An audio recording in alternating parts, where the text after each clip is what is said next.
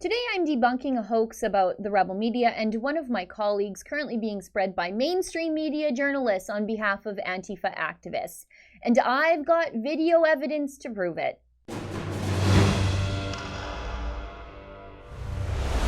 Normally I tend not to address every single made-up fake news malicious plot against us here at The Rebel. I mean, there's a pretty solid cottage industry dedicated to making things up about The Rebel to discredit us and the work we do. Some people are currently devoting their entire lives to this. It's actually pretty sad.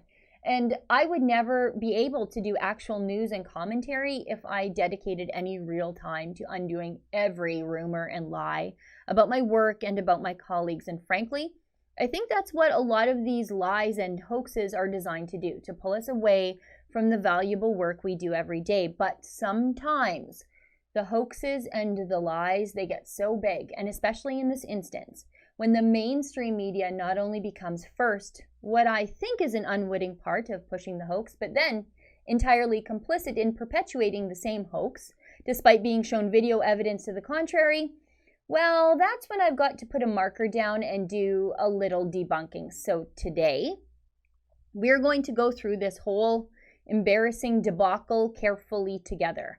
I'll lay out the facts and the evidence for you.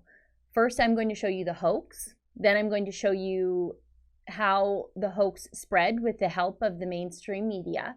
And then I'm going to show you why you just can't trust the mainstream media, who now refuse to acknowledge any evidence to debunk the hoax they helped spread, because it doesn't fit their preconceived notions of the Rebel and the people who work for us here at the Rebel. Let me tell you what started this whole mess. My Rebel colleague, Keean Bexte, is now a roving, traveling journalist for us. And about a week ago, there was what initially was reported as a hate crime at a Jewish cafe in Winnipeg. But as it turns out, now the Jewish owners of the cafe are being charged with faking that hate crime against themselves. So we deployed Keean to Winnipeg to get the other side of the story, and the side of the story from the Jewish community wronged by these hoaxers. And incidentally, while he was there, noted anti-Semite and Women's March organizer Linda Sarsour also came to Winnipeg to give a talk. What a strange coincidence. Anyway, Keean went down to the protest organized by the Jewish community against Linda Sarsour to hear and report their concerns. But before Keean ever got on the ground in Winnipeg, Antifa were already promising to assault him and run him out of town.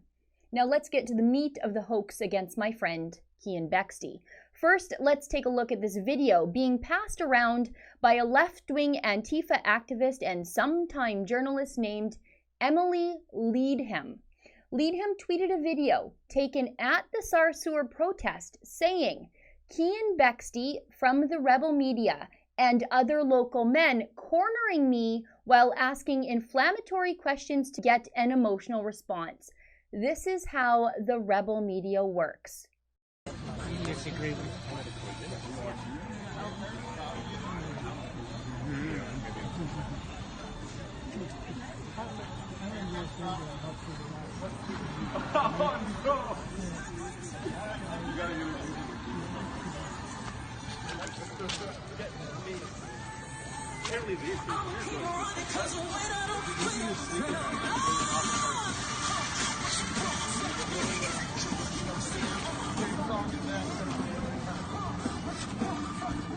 Your parents know that you're supporting an anti-Semite.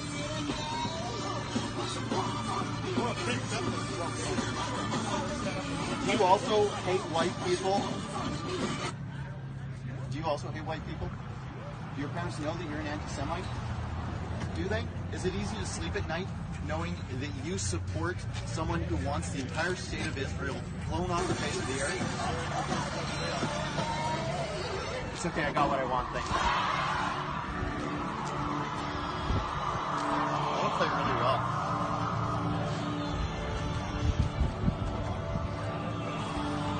Now, without any context, I'll admit that does look bad, Keean walking toward her like that. And the mainstream media was immediately outraged at Keean. This is Lori Brown. She works for the CBC, of course, and she called Keean's behavior threatening and not journalism. This is David Pugliese.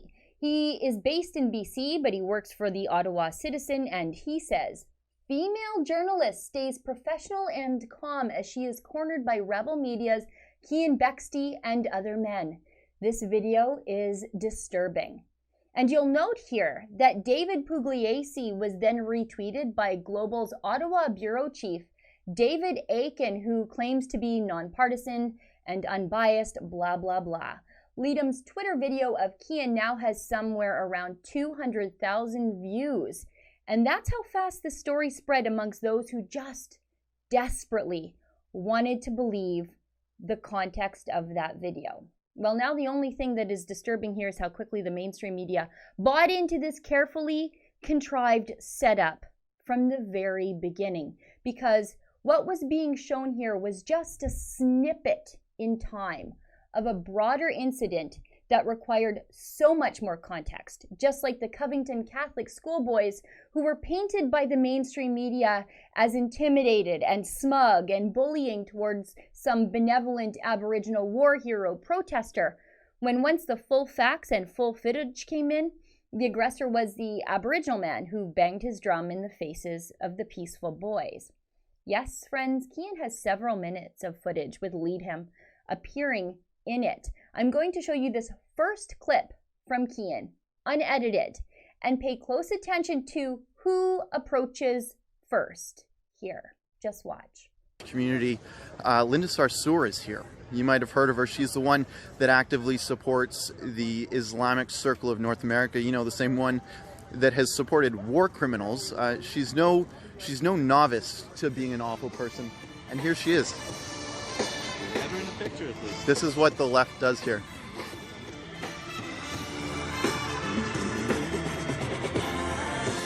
Oh, the sun's kind of getting in your, there we go, this will be better. There we go, thank you. Is that getting you? Which way am I going? Are you a student here? You see, Leadham is so interested in going over to Keean that she crosses traffic to get to where he was working alone. And look at Keean's good nature. He's not bullying. He's not even getting mad about any of this. He laughs, he sort of dances, and frankly, he's far more patient than I would have been with her. But that's not the only footage Keean has of Leadham. She approached him several times. Just look at this one here. The Jewish community in Winnipeg has been hit pretty hard recently. It wasn't just the first false flag bistro, and here they come. I knew it. There she is. Pretty hilarious that they waste this much of their time. Anyways, back to what I was saying. The Jewish community has been hit pretty hard recently here in Winnipeg. It's not just the false flag bistro. We're gonna dance to the music here.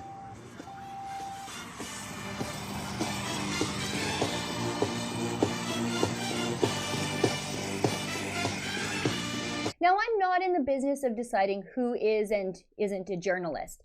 David Pugliese, the Ottawa Citizen's chief hoax pusher, says that this young lady is a journalist. Okay, fine, whatever.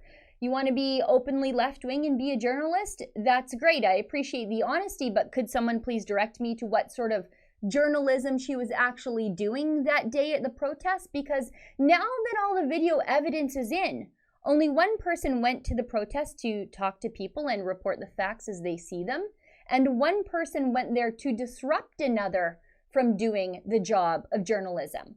But video evidence, you see, it wasn't enough for Pugliese or Brown to take back what they said about Keean and his behavior. Not a chance.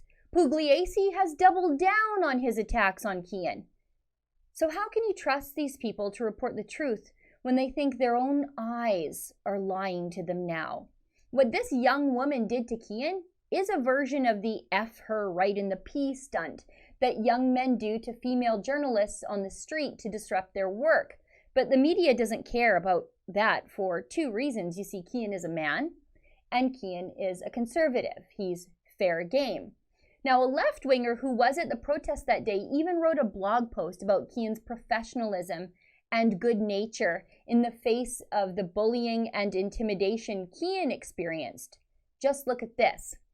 As I stood on the corner, not far from the leader of Antifa, I watched as a girl who seemed to be friends with the Antifa leader go over to the rebel guy and proceed to harass him.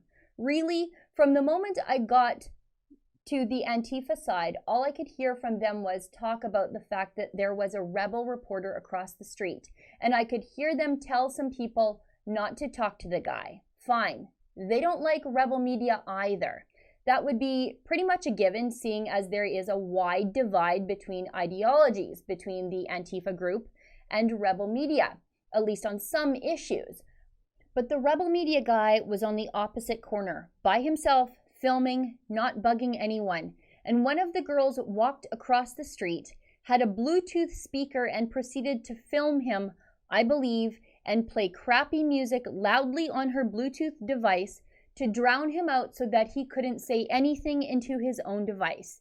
She was harassing him.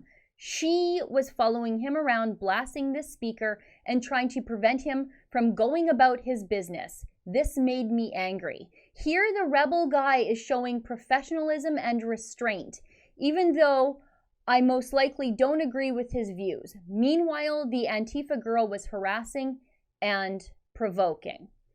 Okay, but there is even more to this story. First, Leadham is obsessed with hating Israel.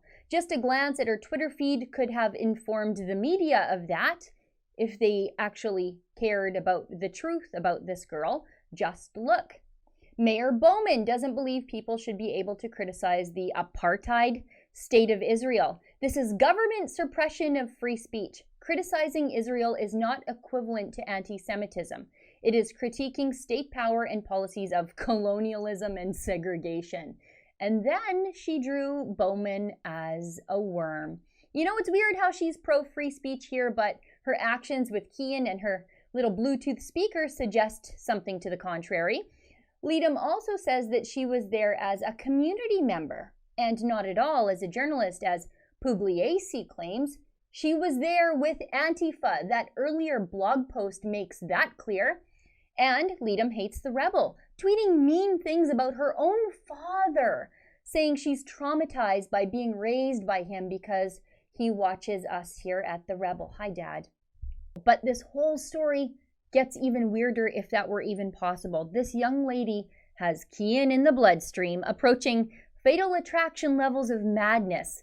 Let me show you.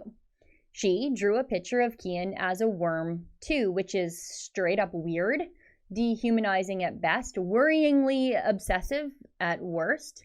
In the days and weeks leading up to Keean's visit to Winnipeg, she was tweeting a lot about him, like a lot.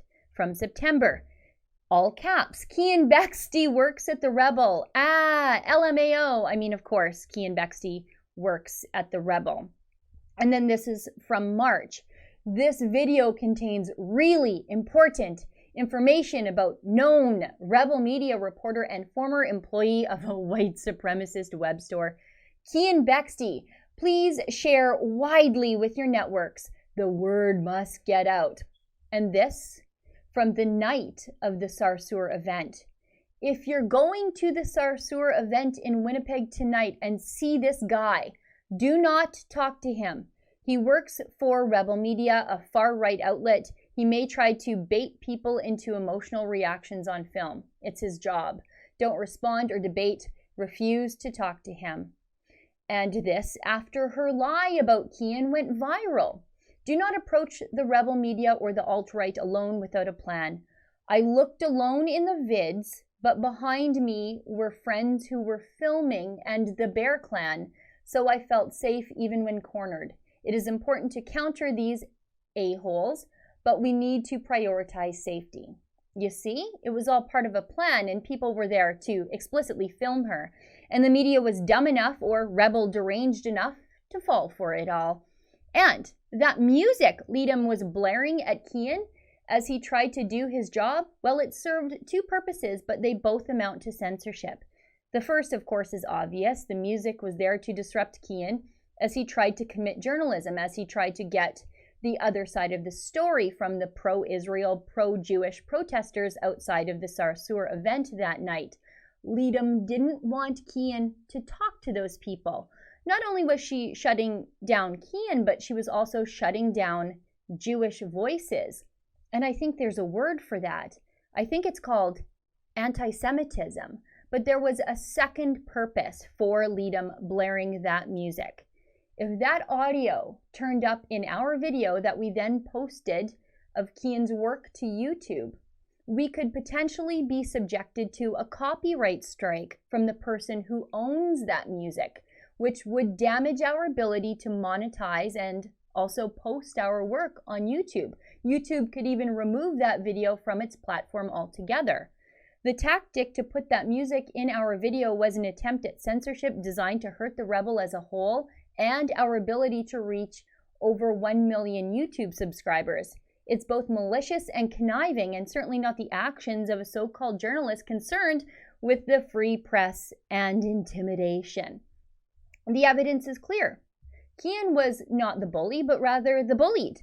And the victim was not this young lady, but rather she was the victimizer, a conniver, a fake news peddler, now that all the evidence has rolled in. But if not, for the mainstream media, this Emily Leadom would just be another insignificant left-wing woman obsessed with my friend Keean Bexte, in love with him the same way my 10-year-old is in love with unicorns.